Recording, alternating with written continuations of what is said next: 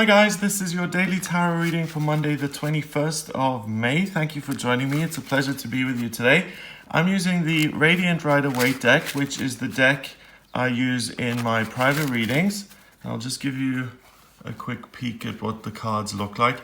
They're based on the original Rider-Waite deck, but they have just updated the pictures a little bit and made the colors brighter. So it's the same archetypal images, just with more color. I really love this deck, and I use the original Rider-Waite deck because it isn't as noisy as some of the other ones, and you can always go back to the archetypes and you can really, in my case anyway, feel as though the most accurate messages are coming through. So let's have a look at Monday the 21st of May here and see what the cards want you to be aware of.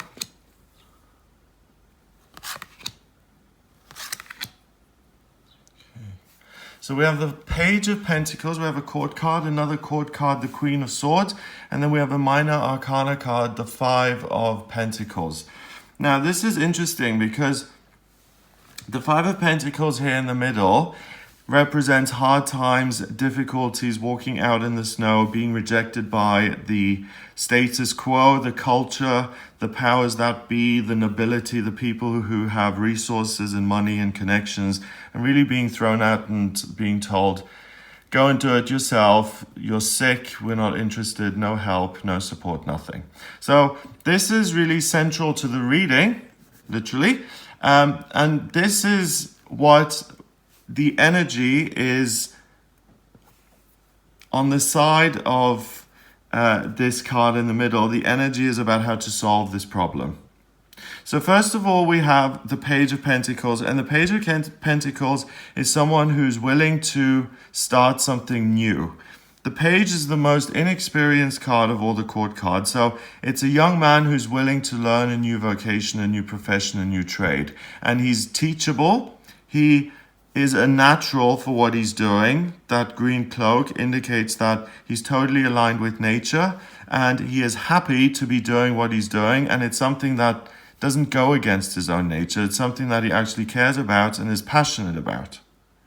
So you have a refreshed and new perspective on your existing circumstances and what other options you may have. Now, part of that is the time of the year it is. If you're in the Northern Hemisphere, you'll be feeling a sense of excitement and buzz in the air. You know, the days are lighter, it's now getting warmer. People are making plans again. People are looking to the future and to travel and to move house and to be excited and to make changes to their life. People are kind of coming alive, becoming awake, and looking at how they can improve their life circumstances. So because you have this really clear view of your current circumstances, and a lot of you are going to feel dissatisfied with your current circumstances, whether it's the place you live or the work that you do or the people you surround yourself with or the routine that you've got yourself stuck in. That is going to really be very clear to identify on this day what isn't right. So remember to continue to be grateful for the good things that you have in your life as well, and not only see the bad. But it's okay to look at the negatives in your life today and to say, you know, I do have a great life, but there are certain things that bother me. Like, for instance, I live in this huge city and I would much rather live in the country. Then because you have this new perspective on what you can make your life look like in a real sense, you might get some real ideas of what you could do to make that a reality. So if you live in London, you could, and you bought your flat or your house in 1950, you could sell that up for a huge profit. You could buy yourself something in the country, and you could also buy yourself a second home somewhere if you wanted to, but that's something that really would enable you to leave the city and move to the country in a real practical sense.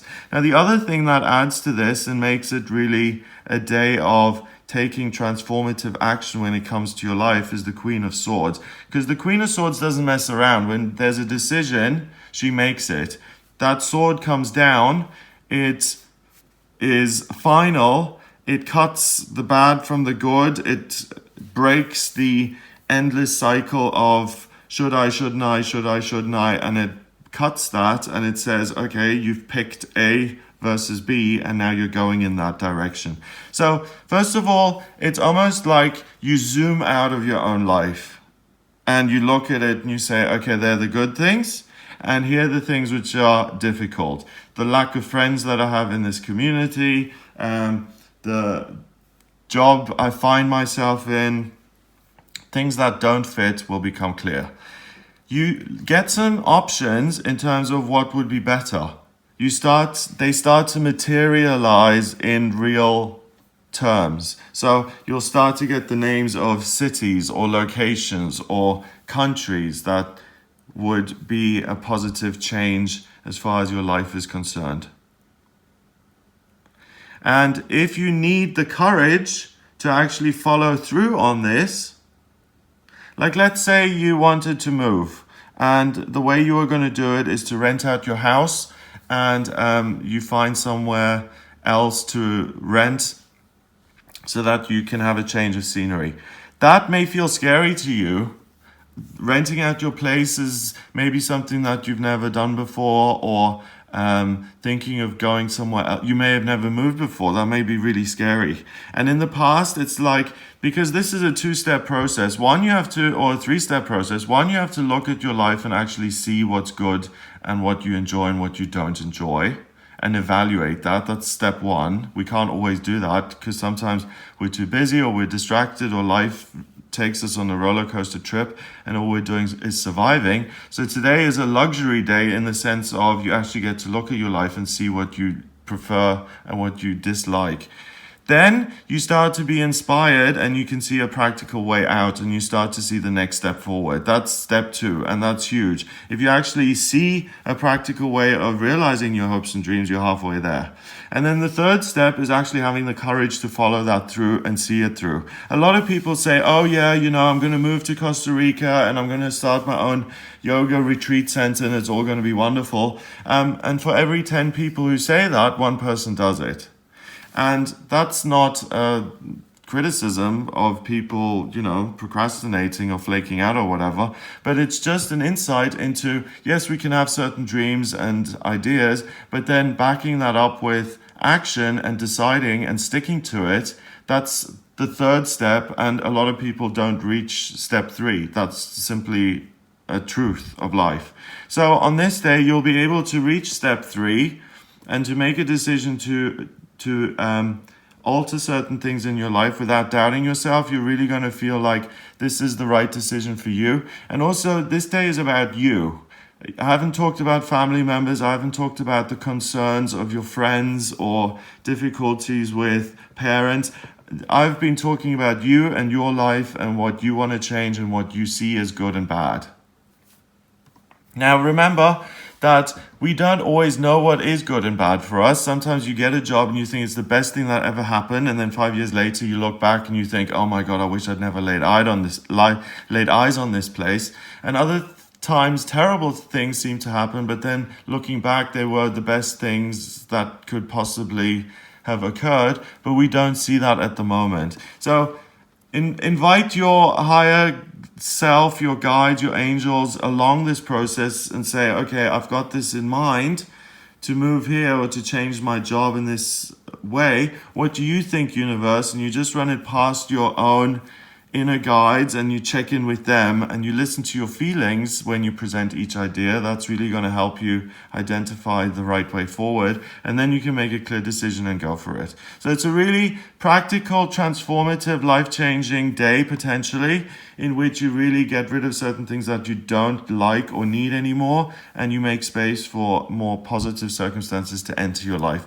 Chord cards are 1, so we've got 1 and 1 is 2, and 5 is 7. 7 is mind and creativity and numerology. So your mind is crystal clear today. You have the creativity and the imagination to picture what your circumstances could be like, and then the actual practicality to say, okay, snapshot, screen grab that memory, that vision of what my future is going to be, and I'm actually going to now build it. So it's a great day for you to really imagine your ideal life and to take one step towards making it real and making it more of a reality. So I hope you have a great day and a wonderful start to the week. I mean, it's going to be really an interesting start to the week, because if you work or if you're retired, you may be used to a routine, but you'll start to look at your life from a whole different angle. And I think that might be quite refreshing and surprising for you, because it's just time. There's this energy sweeping through which is saying change. That I could sum up this reading in terms of, that's the key word for today. Change is in the air. So I hope you have a great day. If you would like a private reading with me, please get in touch via my website. It's gregoryscott.com. I use tarot, astrology, and numerology in my private readings, and the way I combine the numbers here with the tarot, I combine all three in my personal readings. So the astrology chart gives me a blueprint of your soul. It shows me what your life purpose is, where you've been in past lifetimes, what your vocational aptitudes are this time around, what's destined for you in love and health and finances and friendships and family relationships and spiritual progress.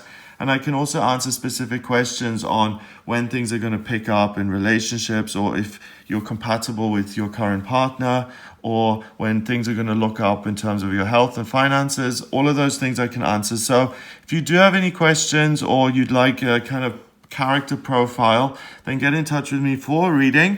gregoryscott.com. Just click on the readings tab to order. Please remember to subscribe to this YouTube channel. That would be super helpful to me if you hit that subscribe button, and I'll speak to you tomorrow.